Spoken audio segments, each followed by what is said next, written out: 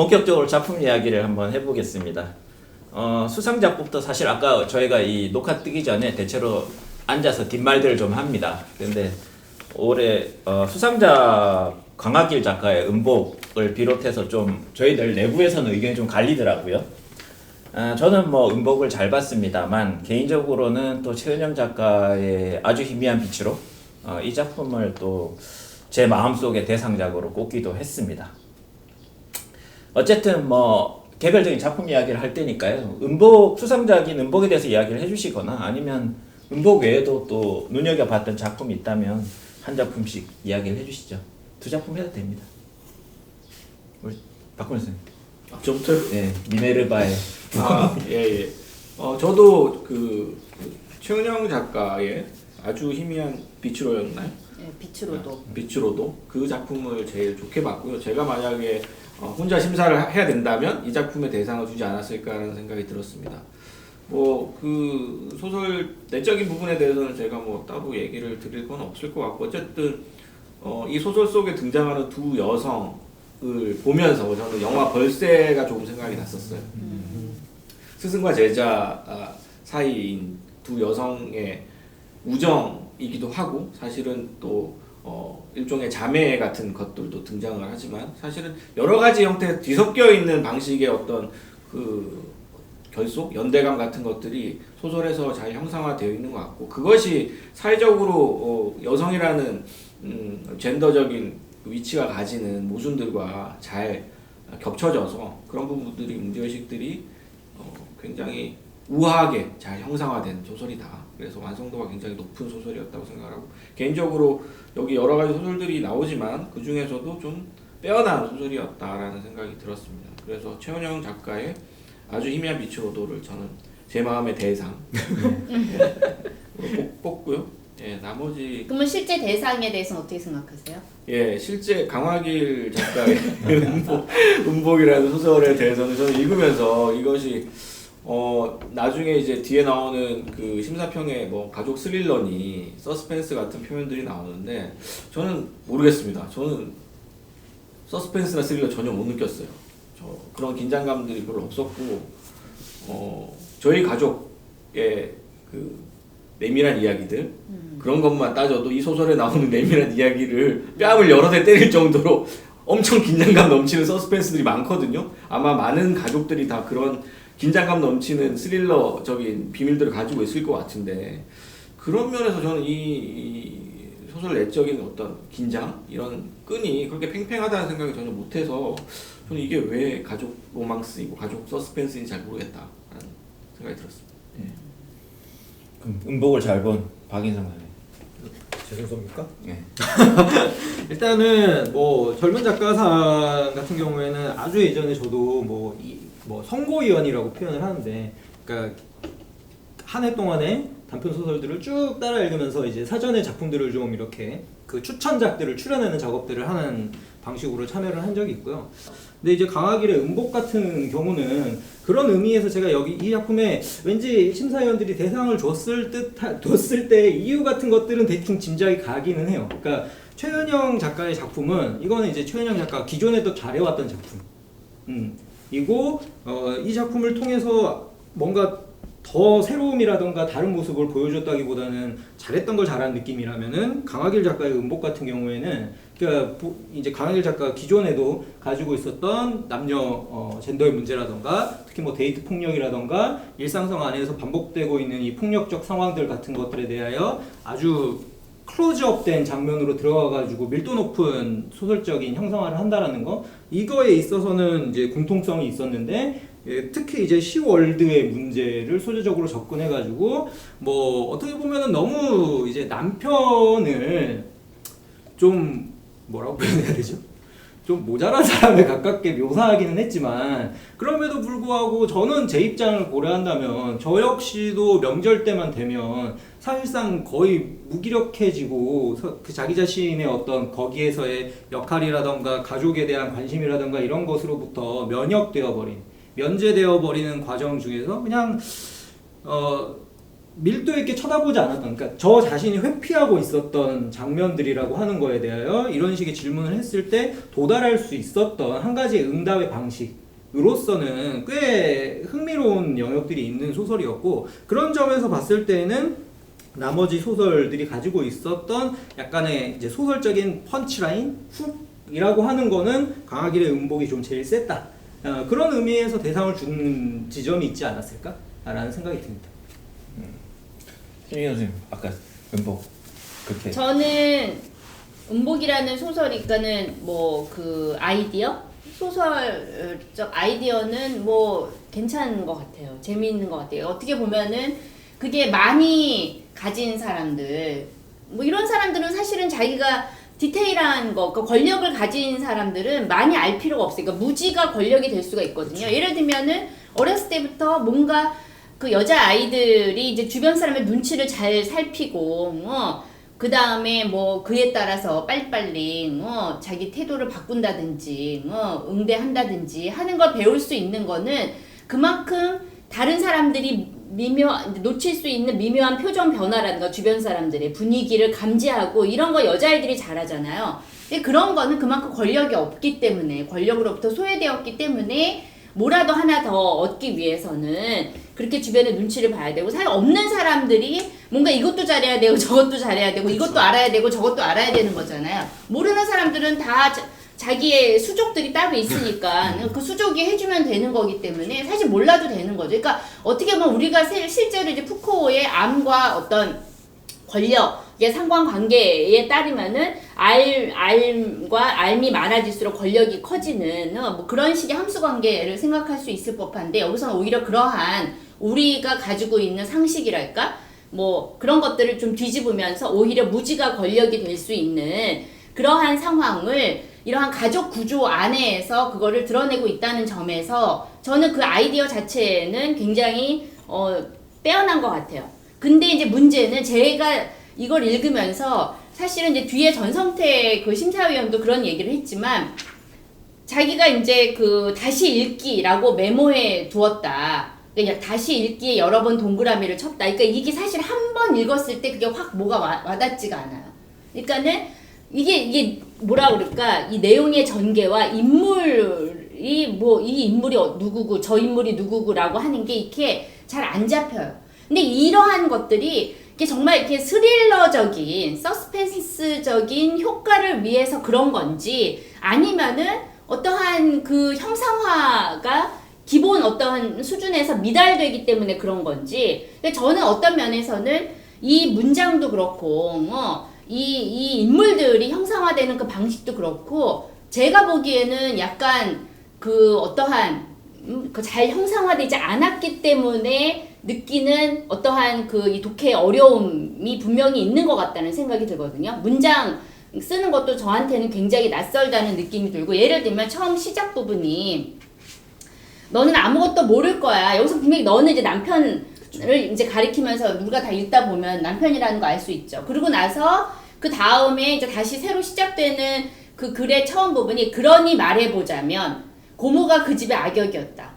이게 제가 이제 걸리는 부분은 그러니 말해보자면 이게 갑자기 왜 나오지? 뭐 이런 거라든가. 그러니까 여기에서 중간중간에 이제 그런 식의 문장들, 그리고 바로 그 순간이었을 것이다 하면서 뭔가 그 순간에 대해서 뭔가 딱 얘기를 해야 되잖아요. 근데 거기서 딱 끝나요. 그리고서는 다음 챕터로 넘어간단 말이에요. 그러니까는 그런 방식의 이 문장 쓰기라든가, 아니면은 이제 거의 이제 그 결말 부분에서의 그러한 어떤 그 문장들, 뭐 너는 뭐 어쩌고저쩌고 코스모스를 꺾은 이유가 사실 당신 때문이라는 걸 말하지 못하는 사람도 아니고, 이 코스모스를 꺾은 건 사실 자기인데 이때 이 당신은 그러면 누군지, 그러니까 이러한 것들이 전반적으로 너무 모호하다. 제가 느끼기에는. 그리고 그 인물도 정원이라는 남편의 이 정우, 남편의 그 여동생 정원이라는 인물도 그렇고, 아버지에 대한 자기 이제 그냥 이 제문만 쓰는 그 아버지에 대해서도 거의 얘기가 없고, 그리고 남편은 보면은 거의,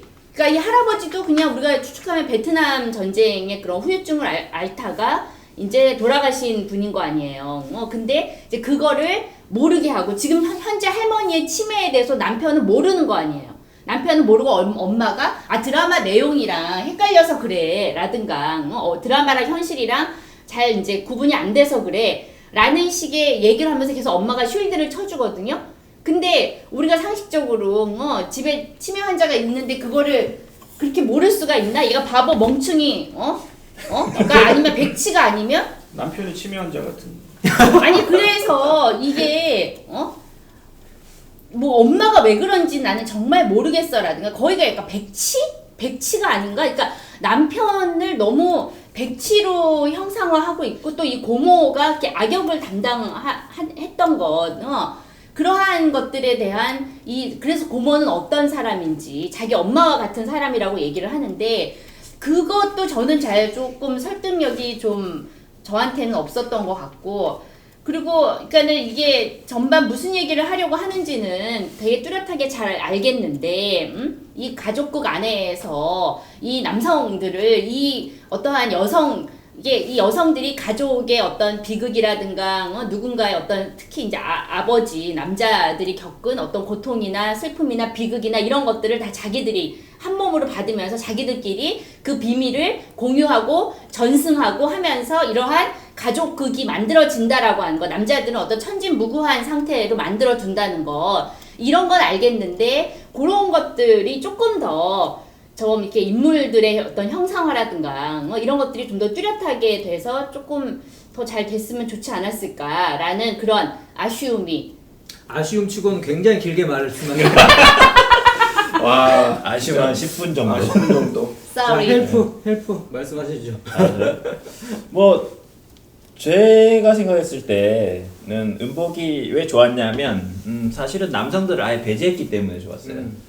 그러니까 이제 그림을 좀 그려보면 그러니까 한국 문학에서의 제사는 죽음에 대한 대해석이거나 아니면 일종의 통과 의례로 많이 다뤄졌잖아요. 근데 이제 제사 이면의 어떤 여성들의 역학관계를 되게 미시적으로 관찰했다는 것, 그리고 그 안에서 있는 그 폭력이라든가 이런 것들을 쭉 다루는데 결국은 이 폭력은 결국 아무것도 등장하지 않았던 이 남성으로부터 비롯되었다는 거를 어떻게 보면 연역적으로 쭉 설득력 있게 저는 그렸다고 봤어요. 그러니까 가장 순진무구한 이 두 명이 사실은 폭력의 근원이었다는 거를 그 고모를 통해서 쭉 밝혀내는 그 과정이 저는 뚜렷했다고 보고 사실은 저는 좀 역으로 뚜렷했다고 봤고요. 그 다음에 아니 근데 서술자가 너가 악역이었다 사실은 네. 이런 식의 말을 그냥 맨 마지막에 하잖아요. 그렇죠. 그러니까 이제 그게 저는 설득력이 있었다는 거. 사실은 가장 순진무구했던 이 남편이 악역이었다라고. 아니 근데 그 얘기하는데. 악역이었다는 걸 굳이 서술자가 얘기하지 않아도 그렇게 설득력 있게 얘기하려면은 사실 이런 얘기를 할 필요가 없는 거죠. 아무튼 계속 해보세요. 네. 뭐 그런 점에 있어서 저는 어쨌든 설득력이 저는 있었어요. 저는 있었고 그 다음에 또 하나는 그 이제 제사가 끊어지잖아요 결국은. 근데 그게 저희도 그랬거든요. 우리도 제사가 이런 식으로 끊어졌어요. 왜냐하면 이제 한 세대가 다 짊어지는 거죠. 저희는 큰어머니가 다 짊어지고 그냥 제사를 몽땅 저에다가 맡기고 끊어버렸거든요.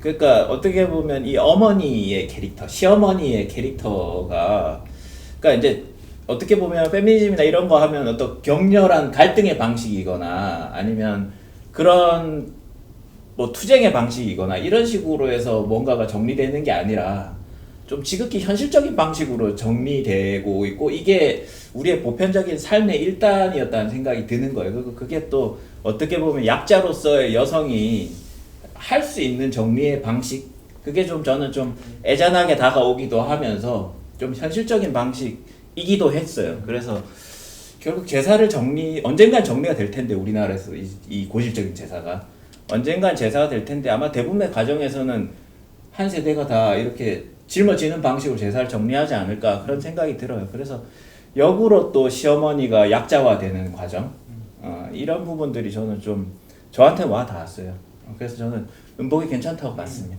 저는 심지현 선생님이랑 좀 비슷한 입장인데요. 조금 더 이제 비판적이기도 한데 사실은 저는 이 음복에서 나타난 주제의식이 심지현 선생님은 되게 좋았다고 하지만 저는 되게 진부한 주제의식이라고 생각하거든요. 왜냐하면 이미 이 제사의 문제, 여성들에게 모든 것을 다 노동이나 이런 것들 짊어지게 만든 문제에 대해서는 이미 정부 차원의 캠페인으로 방송으로 광고로 나올 정도로 이미 사회 문제로 공유가 되고 있는 그럼에도 불구하고 여전히 이제 일종의 악습으로서 남아 있는 거잖아요. 근데 많이 없어지고 있고 실제로 이런 이제 소설이 정말로 주제 의식으로서 좋다라고 얘기가 나오려면 벌써 한 10년, 20년 전에 이런 소설이 나왔어야지 되는 거죠. 이미 주제 의식은 국민적인 공유가 되고 있어요. 이 문제에 대해서. 문제는 그럼 그 주제 의식을 어떻게 치열하고 탁월하게 형상화할 것인가, 구체화시킬 것인가일 텐데 과연 그 부분에서 이 강화길의 운복이라는 소설이 성공을 했는가? 저는 심리학 선생님 말씀하신 것처럼 캐릭터들이 저는 별로 좋아하지 않는 표현입니다만은 납작하다 너무. 특히 남편이나 이런. 저는 남자들이 순진무구하고 무지하다라는 것에 동의하지 않아요. 순진무구하고 무지를 가장하고 있을 뿐이에요. 그렇죠. 남자들은. 그게 편하니까. 예. 근데 그런 부분들이 남자들의 그런 어떤 무지를 가장한 그런 나태함 그리고 그 습속에 길들여진 모습 같은 것들이 제대로 형상화돼 있지 못하고 그냥 무지한 존재. 그래서 없어도 되는 이 소설 속에서 없어도 되는 존재로 나타나 있고. 그래서 가부장제에서 사실은 세상이 포식자로 존재하고 있지만 사실은 이 제사에서 어떤 역할도 하지 않으면서 뭐 여성들에게 고통을 주고 있으면서도 뭐 모른 척해도 되는 그런 남성들의 존재에 대해서 그냥 빼버리고 여성들 간의 어떤 갈등으로 치환해서 그린다는 것 자체가 사실은 저는 글쎄요 이 소설이 얼마만큼 뭐 그 형식적인 성취가 있는 건지 그 부분에서 좀 솔직히 저는 의문스러웠어요. 그래서 여성들의 어떤 서사, 제사를 둘러싼 서사를 그릴 거였으면 조금 더 깊이 들어갈 수도 있지 않았을까, 더 잘 쓰실 수도 있지 않았을까 하는 생각을 했습니다. 약간 근데 이제 저는 공통적으로 그러니까 이 소설집 전체 공통적으로 그러니까 박근혜 선생님이 이야기하셨던 것처럼 표면적으로 이미 의식화된 공통 주제다라고 말씀하셨지만 저는 한편으로는 그것보다도 더 센 게 우리 일상에 아직까지도 남아있는 불문율이고 불문율의 관성이라는 거는 계속해서 굴러가려고 한다는 거죠. 이 불문율의 관성에 대한 소설들이 좀 많았던 것 같아요. 이 작품집 전체적으로도 보면은 아직까지 그러니까 소설가들이 받아들이고 있는 현실의 차원에서는 우리가 담론으로서 나아가야 할 방향성은 있는데 근데 그거에 대하여 여전히 이 불문율로 남아있는 관성에 대한 저항을 좀 더 집중한 측면도 있지 않나라는 생각도 듭니다. 전체 추세는 뒤에서 다시 한번 네. 얘기해보고 선생님은 아니 며느리잖아요. 저는 며느리죠. 제사에 또 가시잖아요, 솔직히. 그렇죠. 어떠세요? 유일하게 지금 이 소설에 대하여 할 말이 가장 우리는 다 당사자, 네. 며느리 당사자로서 우리는 순진무구한 남자잖아요. 비평가로서 뿐만이 아니라 며느리 당사자로서. 네. 아니 근데 이렇게 남편과 이렇게 커뮤니케이션이 안 될 수 있을까? 만약에 제가 이 정도였다면 집에 가자마자 넌 니네 할머니가 치면주도 모르냐? 이 바보 멍충아? 라고 얘기했을 것 같아요. 근데 그거를 쉴드 친다고 모르나? 그 모르는 모를 수가 없죠 사실. 모를 수가 없는 거죠. 그러니까 그런 거를 집에 가서 머리를 쥐어 뜯으면서 얘기를 해주겠죠. 네, 알게 하겠죠.